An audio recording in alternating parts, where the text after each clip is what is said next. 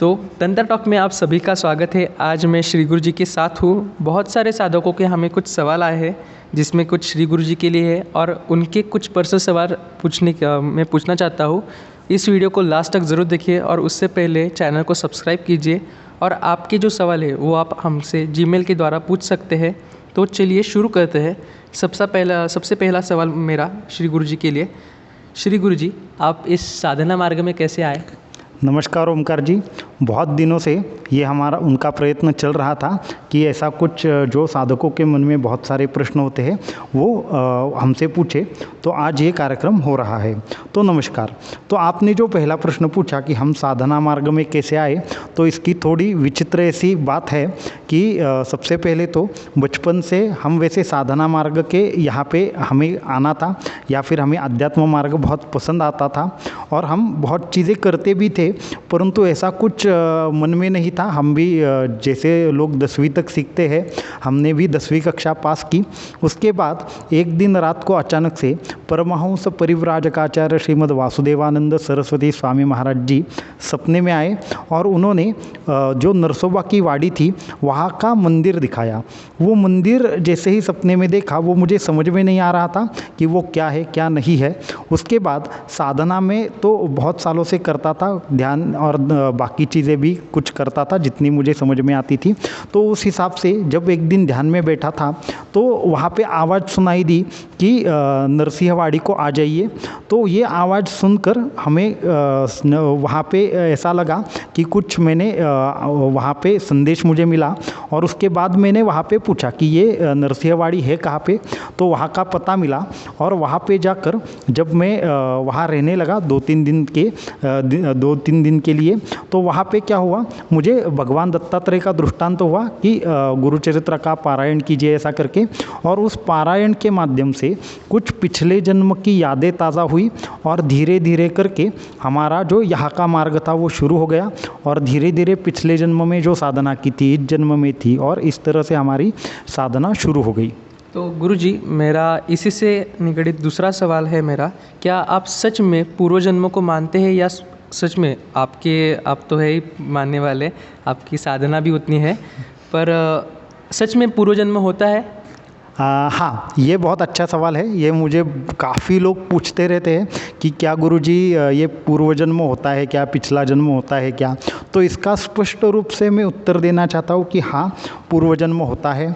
जैसे कि मानो हम जो ये शरीर धारण करते हैं उसका पूर्व कर्मों से संबंध होता है। अगर पूर्व कर्म है तो पूर्व जन्म भी होना चाहिए।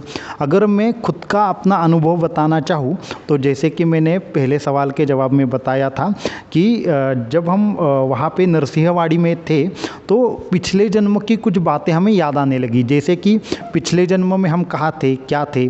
जैसे कि पिछले जन्म में भी हम तांत्रिक थे, वहाँ पे बहुत बड़ी तंत्र साधना हुई थी, वहाँ बहुत सारे लोगों के कृपा आशीर्वाद थे।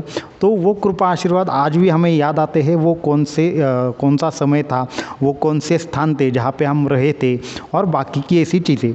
और ऐसे हमने बहुत सारे साधक भी देखे हैं जिनका पूर्व जन्म हमने खुद देखा है और कुछ साधना करने वाले साधकों ने खुद भी अपना पूर्व जन्म देखा है। तो पूर्व जन्म पे तो हमारा पूर्ण विश्वास है और आपका भी होना चाहिए। जी, मुझे और एक प्रश्न है कि आपने जो यूट्यूब चैनल चालू किया है उसमें आप हर महीने में एक तंत्र शक्ति ज्ञान प्रतियोगिता लेते हैं, उसके पीछे का कारण क्या है? मतलब उसके पीछे क्या वजह है कि आप वो लेते? नॉर्मल यूट्यूब चैनल तो ऐसा कुछ करते नहीं, वो भी इन्फॉर्मेशन देते हैं, फिर आप ऐसा क्यों करते हैं? हाँ, तो ये भी बहुत अच्छा सवाल है। तो होता ऐसे है कि लोग ये जो यूट्यूब चैनल है वो देखते क्यों है, तो एंटरटेनमेंट के लिए देखते हैं या फिर ज्ञान के लिए देखते हैं, लेकिन उसको लोग फॉलो नहीं करते। जैसे कि आपको यूट्यूब चैनल से काफ़ी बहुत ज़्यादा नॉलेज मिलता है, सभी यूट्यूब चैनल अच्छे नॉलेज देते हैं, परंतु जब तक लोग इसका अच्छी तरह से अभ्यास नहीं करेंगे, सबसे ज़्यादा जब तक लोग इसको देखेंगे नहीं, समझेंगे नहीं, तब तक ये चीज़ें समझने वाली नहीं है। जैसे तंत्र के ऊपर बहुत सारी चीज़ें हैं, बहुत सारा साहित्य पड़ा है, परंतु तंत्र समझने में अत्यंत कठिन और जटिल है। तो लोगों को तंत्र में और जो साधना मार्ग है इसमें ज़्यादा से ज़्यादा अभिरुचि लगे और हमारी जो विद्या है उसके माध्यम से जो सिद्धदत्त यंत्र है या फिर सिद्ध रुद्राक्ष है वो योग्य व्यक्तियों तक पहुँचे, इसके लिए ये तंत्र शक्ति ज्ञान प्रतियोगिता है। इसके माध्यम से लोगों को ज्ञान भी मिलता है और जो अच्छे साधक हैं उनको जो यंत्र है और रुद्राक्ष है वो भी मिलता है। जी, इसी से निगडित मेरा दूसरा सवाल है, क्या आपने सच में परकाया प्रवेश का अनुभव किया है? आपकी लेटेस्ट वीडियो थी उस पर कि परकाया प्रवेश कैसे किया जा सकता है, तो उसके बारे में कुछ बता सकते हो आप? हाँ, तो इसका उत्तर ऐसा सामान्य तौर पर खुले में देना ठीक नहीं होगा, परंतु आपने पूछा है और हमारे जो साधक हैं वो भी बहुत सारे लोग इस पर जानना चाहते हैं, तो मैं उन सभी के लिए बताना चाहता हूँ कि हाँ, परकाया प्रवेश ये अत्यंत जटिल और उत्तम सिद्धि है जो गुरु कृपा की वजह से हमें प्राप्त हुई और हमारा खुद का अनुभव है। और एक चीज़ मैं स्पष्ट रूप से बताना चाहता हूँ कि ये जो परकाया प्रवेश की सिद्धि है ये हमने पिछले जन्म में सीखी थी। इस जन्म में भी जो हमारे गुरुदेव थे उन्होंने हमें सिखाया, परंतु पिछले जन्म में भी हमने ये सीखा था और वहाँ से ये हमें ज्ञात होकर इस जन्म में हमने वो सब चीज़ें अनुभव की।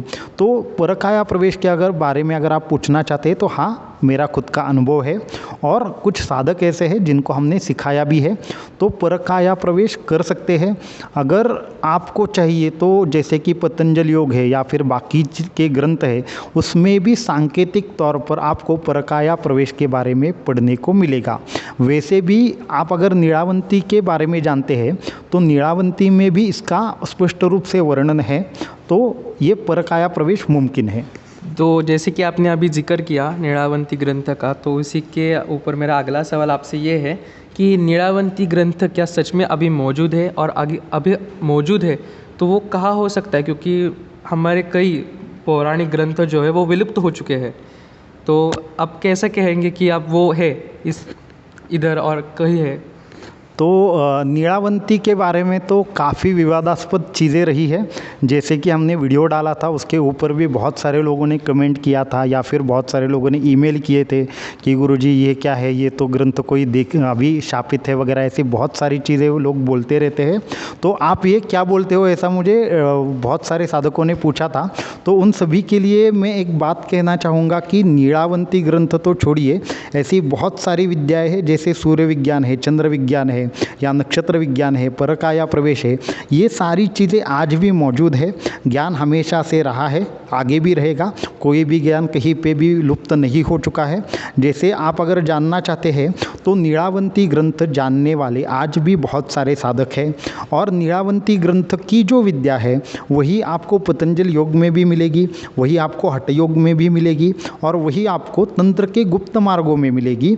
जैसे जैसे सूर्य विज्ञान है या फिर चंद्र विज्ञान है, वो सब ज्ञानगंज की मठ में आज भी सिखाए जाते हैं। तो वैसे बहुत से दिव्य स्थान है जहाँ पर ये चीज़ें आज भी मिलती है।